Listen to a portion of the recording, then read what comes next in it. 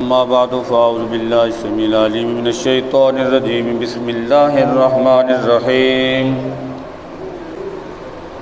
ولا تؤتوا السفهاء أموالكم التي جعل الله لكم قياما وارزقوهم فيها واكسوهم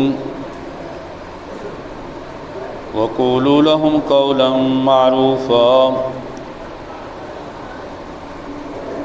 وابتلوا اليتامى حتى إذا بلغوا النكاح فإن آنستم منهم رشدا فادفعوا إليهم أموالهم ولا تأكلوها إسرافا وبدارا أن يكبروا ومن كان غنيا فليستعفف ومن كان فقيرا فليأكل بالمعروف فإذا دفعتم إليهم أموالهم فأشهدوا عليهم وكفى بالله حسيبا۔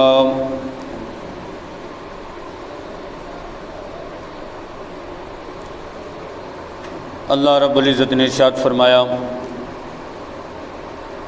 وَلَا تُؤْتُوا السُّفَهَاءَ أَمْوَالَكُمُ الَّتِي جَعَلَ اللَّهُ لَكُمْ قِيَامًا، اور نادانوں کو نہ دو اپنے مال جن کو اللہ رب العزت نے تمہارے لیے زندگی کا سہارا قرار دیا۔ وَارْزُقُوهُمْ فِيهَا، اور اس مال میں سے انہیں کھلاتے رہو۔ وَاكْسُوهُمْ، اور انہیں پہناؤ۔ وَقُولُوا لَهُمْ قَوْلًا مَّعْرُوفًا، اور انہیں بھلائی اور اچھائی کی بات کہتے رہو۔ وَابْتَلُوا الْيَتَامَى، اور یتیموں کی سمجھداری کو آزماؤ۔ حَتَّى إِذَا بَلَغُوا النِّكَاحَ، یہاں تک کہ وہ نکاح کی عمر کو پہنچ جائیں۔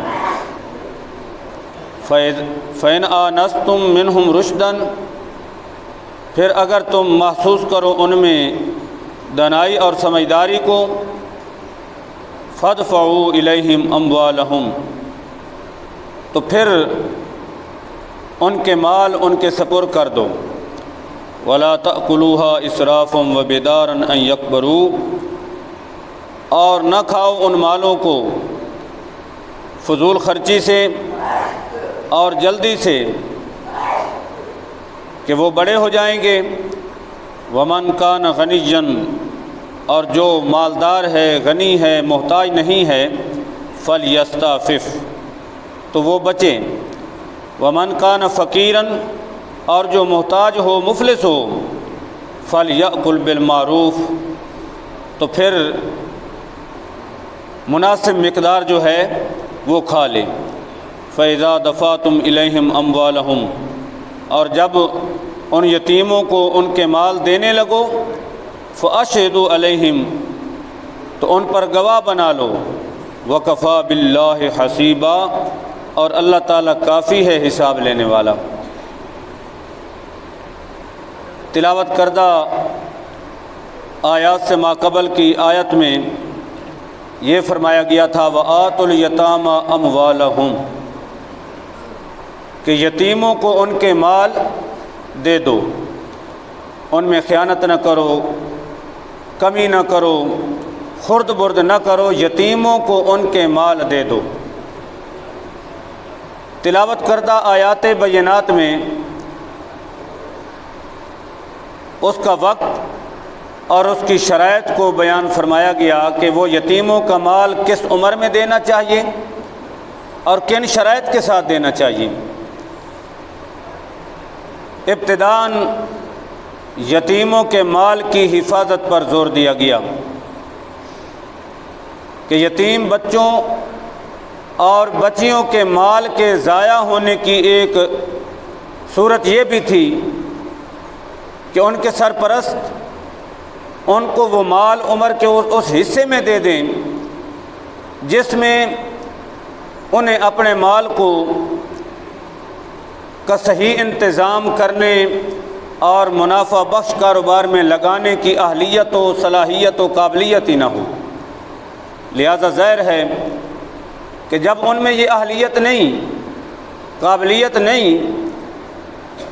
تو پھر وہ اپنے مال کو اللہ تللو میں ضائع کر دیں گے اور اس مال کے ذریعے موج میلہ دیکھیں گے۔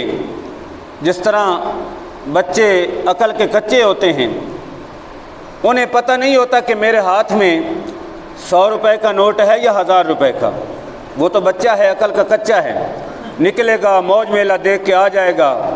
جس طرح آج کل ٹچ موبائل کا دور ہے اور فلم بینی کا دور ہے، تو وہ چھوٹے بچے اب اگر اس عمر کے اس حصے میں، ان حالات میں اگر آپ ان کو مال سپرد کریں گے تو انہیں تو پتہ نہیں نا ہم نے اسے کس حساب سے خرچ کرنا ہے، تو وہ موج میلہ دیکھ کر اس مال کو ضائع کر بیٹھیں گے۔ اس لیے ان کے سرپرستوں کو یہ حکم دیا جا رہا ہے وَلَا تُؤْتُوا السُّفَهَاءَ أَمْوَالَكُمُ الَّتِي جَعَلَ اللَّهُ لَكُمْ قِيَامًا، اے یتیم بچوں کے سرپرستوں، ان نادانوں کو، کم عقل بچوں کو اپنے مال نہ دو جس مال کو اللہ رب العزت نے تمہارے لیے زندگی کا سہارا قرار دیا۔ لہذا سرپرستوں کو تنبیہ فرمائی گئی کہ عمر کے اس حصے میں انہیں مال نہ دیا جائے۔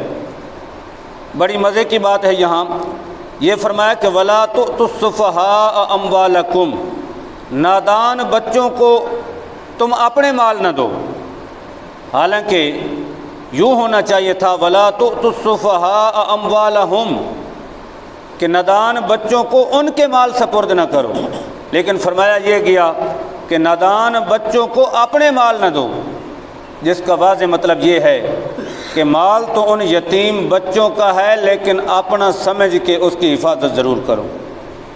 یہ نہ کہو کہ یہ ان کا مال ہے، مال تو ان کا ہے اور مالک وہ ہیں، لیکن تمہیں جس حکمت، جس مقصد کے پیش نظر سونپا گیا تھا، اس مقصد کو پیش نظر رکھتے ہوئے، وہ مقصد کیا تھا کہ اس مال کی حفاظت کرنا، ضائع ہونے سے بچانا۔ اگر تم عمر کے اس حصے میں یہ مال دے دو گے تو وہ حفاظت کا جو مقصد تھا وہ فوت ہو جائے گا، لہٰذا وہ مال مالک تو وہ ہیں، ان کا ہے، لیکن اسے اپنا مال سمجھ کے اپنے پاس رکھو، اس کی حفاظت کرو۔ لہذا نادانی کی عمر میں، کچی عمر میں ان کے مال ان کے سپرد نہ کیے جائیں۔ کیوں؟ فرمایا کہ اس مال کو اللہ رب العزت نے تمہاری زندگی کا سہارا قرار دیا ہے۔ ہونا کیا چاہیے؟ فرمایا وَارْزُقُوهُمْ فِيهَا وَاكْسُوهُمْ، اپنی ذمہ داری پوری کرتے رہو۔ کیا مطلب؟ کہ اس مال پر سانپ بن کے نہیں بیٹھنا، جو یتیموں کا مال تمہیں سونپا گیا تھا، اس مال سے انہیں کھلاؤ، انہیں پلاؤ اور انہیں پہناؤ۔ مطلب یہ ہے کہ ان کی خوراک، لباس، قیام، طعام کا صحیح بندوبست کرو، یعنی ان کی زبان پر حرف شکایت نہیں آنا چاہیے۔ یہ مال بڑے طریقے سے ان پر خرچ کرو، ان کے لباس، طعام، قیام پر خرچ کرو۔ وَقُولُوا لَهُمْ قَوْلًا مَّعْرُوفًا، اور انہیں بھلائی کی بات بھی کہتے رہو۔ کیا مطلب؟ کہ ان کو سمجھاؤ کہ اے میرے بیٹو، اے بچوں، یہ مال تو تمہارا ہے، ہم تمہارے مال کے محافظ ہیں، ہم تمہارے مال کی حفاظت کر رہے ہیں، اور ایک وقت آئے گا ہم یہ مال تمہیں سونپ دیں گے، یہ مال تمہارا ہے، ہم اس کی نگہبانی کر رہے ہیں، ہم اس کی حفاظت کر رہے ہیں۔ لہذا یہ کیوں ارشاد فرمایا گیا کہ ان کو یہ بات کرتے رہو، قول معروف کہتے رہو؟ وجہ یہ تھی کہ کہیں وہ یہ نہ سمجھیں کہ یہ جی ہمارے مال پر سانپ بن کے بیٹھ گئے، ہمارے اوپر خرچ نہیں کرتے، لوگوں کے سامنے تمہاری شکایت کریں گے اور اس طرح تمہاری عزت بھی داغدار ہو جائے گی اور لوگ تمہیں بھی برا بھلا کہیں گے۔ اس لیے ان کو تسلی دیتے رہو کہ اے بچوں، یہ تمہارا مال ہے، تم اس کے مالک ہو، ہم اس کے محافظ ہیں، ہم اس کی حفاظت کر رہے ہیں اور ضرورت کے مطابق تمہارے اوپر خرچ کر دیں گے، اور اگر کچھ بچا تو ایک وقت آئے گا، مناسب وقت پر ہم وہ تمہارا مال تمہیں سونپ دیں گے۔ ارشاد فرمایا وابتلوا الیتامی حتی اذا بلغوا النکاح، اور یتیموں کی سمجھداری کو پرکھتے رہو، آزماتے رہو، حتیٰ کہ وہ نکاح کی عمر کو پہنچ جائیں گے۔ اور جب وہ نکاح کی عمر کو پہنچ جائیں گے تو ظاہر بالغ ہوں گے، اب وہ کچی عمر والے نہیں، اب وہ پکی عمر کے مالک ہیں، لہذا انہیں اپنے نفع نقصان کا پتہ ہے کہ ہم نے یہ پیسہ کیسے بچانا ہے، اس کو کیسے خرچ کرنا ہے، ضرورت کے مطابق خرچ کرنا ہے، بچا کے رکھنا ہے۔ جب وہ نکاح کی عمر کو پہنچ جائیں گے، بالغ ہو جائیں گے اور پکی عمر کو پہنچ جائیں گے تو پھر ارشاد فرمایا فَإِنْ آنَسْتُم مِّنْهُمْ رُشْدًا، پھر اگر تم ان میں سمجھداری اور دانائی کو محسوس کرو۔ کچھ لوگ ایسے بھی ہوتے ہیں نا بچے کہ جن کی عمر بلوغت کو پہنچ جاتی ہے لیکن پھر بھی عقل کے کچے ہوتے ہیں، انہیں کوئی پتہ نہیں چلتا۔ کچھ ایسے ہوتے ہیں جو ابتدائی طور پر بچپن کی حالت میں ان کی صلاحیت جو ہوتی ہے وہ اعلیٰ درجے کی ہوتی ہے، لہٰذا چاہے وہ بلوغت کی عمر کو پہنچ بھی جائیں تو پھر بھی ان میں سمجھداری کو محسوس کرو۔ اب پرکھنے کا طریقہ کیا ہوگا؟ اگر تمہارے پاس ان کا 1,00,000 روپیہ ہے، 50,000 روپیہ ہے، ان میں سے 1, 2, 3 ہزار انہیں دے کے بھیجو بازار میں خریداری کے لیے، سودا کرنے کے لیے۔ اگر وہ مال کو صحیح طریقے سے استعمال کر کے، روپیہ پیسہ خرچ کر کے واپس آتے ہیں تو سمجھو اب ان میں سمجھداری آ گئی۔ اسی طرح مختلف معاملات میں ان سے مشورہ لیتے رہو، اگر وہ درست مشورے کے قابل ہو جائیں تو پتہ چل جائے گا کہ اب یہ بچے سمجھداری والے ہیں، اس لائق ہو گئے ہیں کہ ان کو ان کا مال جو ہے وہ سپرد کر دیا جائے۔ اس لیے ارشاد فرمایا وابتلوا الیتامی، یتیموں کی سمجھداری کو پرکھتے رہو، آزماتے رہو، حتی اذا بلغوا النکاح، یہاں تک کہ وہ نکاح کی عمر کو پہنچ جائیں، یعنی پکی عمر کو پہنچ جائیں۔ پھر بھی ارشاد فرمایا فَإِنْ آنَسْتُم مِّنْهُمْ رُشْدًا، اگر تم ان میں دانائی اور سمجھداری کو محسوس کرو کہ اب یہ اس قابل ہو گئے ہیں، اپنے پیسے کو ضائع نہیں کریں گے، صحیح استعمال کر سکیں گے، فَادْفَعُوا إِلَيْهِمْ أَمْوَالَهُمْ، اب ان کے مال ان کو واپس کر دو۔ تم اس کے امین تھے، اب پوری امانت داری کے ساتھ ان یتیم بچوں کے مال جو ہیں ان کو واپس کر دو۔ فَادْفَعُوا إِلَيْهِمْ أَمْوَالَهُمْ وَلَا تَأْكُلُوهَا إِسْرَافًا وَبِدَارًا أَن يَكْبُرُوا، مزید تاکید بھی فرمائی گئی۔ ارشاد فرمایا کہ یتیم بچوں کے جو مال تمہارے سپرد کیے گئے تھے ان کو فضول خرچی سے نہ کھاؤ، اور جلدی میں نہ کھاؤ کہ وہ بڑے ہو جائیں گے تو پھر حساب مانگ لیں گے، اس خوف کی وجہ سے کہ بڑے ہو کر ہم سے پوچھیں گے تو جلدی جلدی اس کو ختم کر دو، کھا پی جاؤ۔ تو فرمایا وَلَا تَأْكُلُوهَا إِسْرَافًا وَبِدَارًا، ان یتیم بچوں کے مالوں کو فضول خرچی سے نہ کھاؤ اور اس جلدی میں نہ کھاؤ کہ یہ ڈر ہے کہ یہ بڑے ہو جائیں گے اور حساب مانگیں گے۔ فرمایا وَمَنْ كَانَ غَنِيًّا فَلْيَسْتَعْفِفْ، اب وہ جو سرپرست ہے، جو ان کی مال کی حفاظت کر رہا ہے، وقت دے رہا ہے، اس کی حفاظت میں وہ وقت خرچ کر رہا ہے، محافظ بن کے بیٹھا ہے، تو انہیں کوئی حق حاصل ہے یا نہیں؟ تو فرمایا کہ وہ سرپرست اپنی پوزیشن دیکھ لیں، مالی پوزیشن، اگر ہیں وہ مستحق، غریب ہیں، نادار طبقے سے ان کا تعلق ہے، اگر وہ مالدار ہیں، دو ہی صورتیں، یا مالدار ہوں گے یا نادار مفلس محتاج ہوں گے۔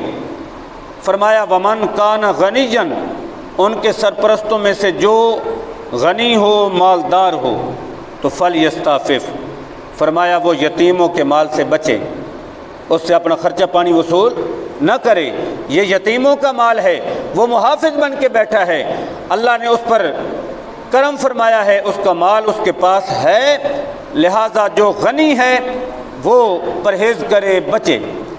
وَمَنْ كَانَ فَقِيرًا فَلْيَأْكُلْ بِالْمَعْرُوفِ، اور جو فقیر ہے، محتاج ہے، مفلس ہے، غریب ہے، تو فرمایا فَلْيَأْكُلْ بِالْمَعْرُوفِ، تو اس مال میں سے گزارے کے مطابق جو اس کی ضرورت ہے مناسب طریقے سے لے سکتا ہے، یعنی یہ اجازت بھی انہیں دی گئی۔ فَإِذَا دَفَعْتُمْ إِلَيْهِمْ أَمْوَالَهُمْ، جب ان کو مال سپرد کرنے کا وقت آ جائے، وہ پکی عمر کے ہو جائیں، بالغ ہو جائیں، انہیں اپنے نفع نقصان کا پتہ لگنا شروع ہو جائے، ان کے مال ان کو سپرد کرنے لگو، تو فرمایا فَأَشْهِدُوا عَلَيْهِمْ، اس پر گواہ بھی بنا لو۔ یہ نہیں کہ چپ کے وہ 50,000 لاکھ روپیہ جتنے پیسے ہیں چپ کے ان کو سپرد کر دیے جائیں۔ کیوں؟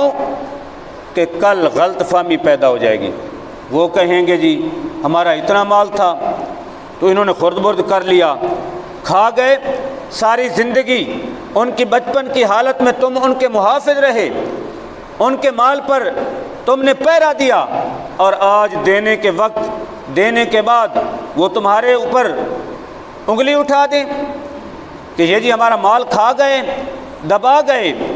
تو شریعت نے حکم دیا، فرمایا فَإِذَا دَفَعْتُمْ إِلَيْهِمْ أَمْوَالَهُمْ، اے سرپرستو جب تم یتیموں کا مال یتیموں کے سپرد کرو، فَأَشْهِدُوا عَلَيْهِمْ، تو ان پر گواہ بنا لو، تاکہ کل کسی قسم کی غلط فہمی نہ ہو اور تمہارے تعلقات جو ہیں وہ کشیدہ نہ ہو جائیں اس وجہ سے کہ وہ تمہارے اوپر الزام دھرتے رہیں اور تمہیں شک کی نگاہ سے دیکھیں، تو ایسا نہیں ہونا چاہیے۔ وَكَفَى بِاللَّهِ حَسِيبًا، آخر میں تنبیہ فرما دی کہ تم اس سلسلے میں لوگوں کی آنکھوں میں تو خاک ڈال سکتے ہو کہ کس قدر تم اس امانت میں امین تھے، لوگوں کی آنکھوں میں تو خاک ڈال سکتے ہو، لیکن اللہ رب العزت جو ہر شے کو جاننے والا ہے، وہ علیم بھی ہے، بصیر بھی ہے، اسے تو پتہ ہے کہ تم نے کس قدر اس مال کی حفاظت کی اور کس قدر اچھے طریقے سے اس مال کو ان کے سپرد کیا، تو وہ تو ہر چیز کا جاننے والا ہے، لہٰذا کل اس کی بارگاہ میں پیشی ہوگی، پائی پائی کا حساب ہوگا، دانے دانے کا حساب دینا پڑے گا۔ تو لوگوں کو نہ دیکھو، اللہ رب العزت کی بارگاہ سے ڈرو کہ کل اس کی بارگاہ میں حاضری ہوگی تو وہ پوچھ لے گا، لہٰذا پوری امانت دیانت کے ساتھ یتیموں کے مال جو ہیں وہ ان کے سپرد کر دیے جائیں۔ ان آیات بینات میں یتیموں کے جو سرپرست ہیں تو ان کو کچھ تنبیہات بھی فرمائی گئی اور ان کو مال واپس کرنے اور مزید شرائط کے ساتھ واپس دینے کا پابند بنایا گیا۔ اللہ تعالیٰ ہمیں ان احکام پہ جو ہمارے اس معاشرے میں اس وقت بے راہ روی جاری ہے اور ظلم کا دور جاری ہے، اس سے بچنے، اور ان آیات میں ہمیں جو درس دیا گیا کہ جس کی بھی امانت ہمارے پاس ہو، چاہے وہ یتیم بچے ہیں یا معاشرے کا کوئی دوسرا فرد ہے، وہ تمہارے پاس کوئی مال رکھتا ہے، تم اس کے امین ہو تو پوری امانت داری کے ساتھ ان کے مال ان کو واپس کرو، یہی حق بنتا ہے اور یہی ایک مسلمان کا شیوا ہونا چاہیے۔ اللہ تعالیٰ عمل کی توفیق نصیب فرمائے۔ اللہم صلی علی سیدنا و مولانا محمد وعلی آل محمد وبارک وسلم۔ ربنا آتنا فی الدنیا حسنۃ وفی الآخرۃ حسنۃ وقنا عذاب النار۔ ربنا لا تزغ قلوبنا بعد إذ هديتنا وهب لنا من لدنك رحمة إنك أنت الوهاب۔ ربنا أتمم لنا نورنا واغفر لنا إنك على كل شيء قدير۔ اے میرے مالک و مولا، ہم سب کی حاضری کو اپنی بارگاہ میں قبول و منظور فرما۔ جتنے بھی دوست حضرت کے آستان مقدس نشان پر حاضر ہیں، ان سب کی حاضری کو اپنی بارگاہ میں قبول و منظور فرما۔ تمام کے دلی حاجات خواہشات کو پورا فرما، تمام کے دلی جائز نیک مقاصد پورے فرما۔ جن دوستوں نے دعا کے لیے ذکر فرمایا، میرے مولا ان کی حاجت و مرادوں کو پورا فرما۔ بالخصوص جو بے اولاد ہیں، اے مالک و مولا ان کو اولاد کی نعمت سے مالا مال فرما۔ میرے مولا انہیں اس نعمت سے مالا مال فرما، ان کی خالی جھولیوں کو اس نعمت سے مالا مال فرما دیں، اولاد کی نعمت سے مالا مال فرما۔ میرے مولا تمام دکھیوں کے دکھ دور فرما، پریشان حال کی پریشانیاں دور فرما، جتنے بھی تکلیفوں مصیبتوں میں مبتلا ہیں میرے مولا تمام آفات و بلیات سے انہیں محفوظ فرما، عالم اسلام کی خیر فرما، ملک پاکستان کی خیر فرما۔ وصلی اللہ علی حبیبہ محمد وعلی آلہ واصحابہ اجمعین برحمتک۔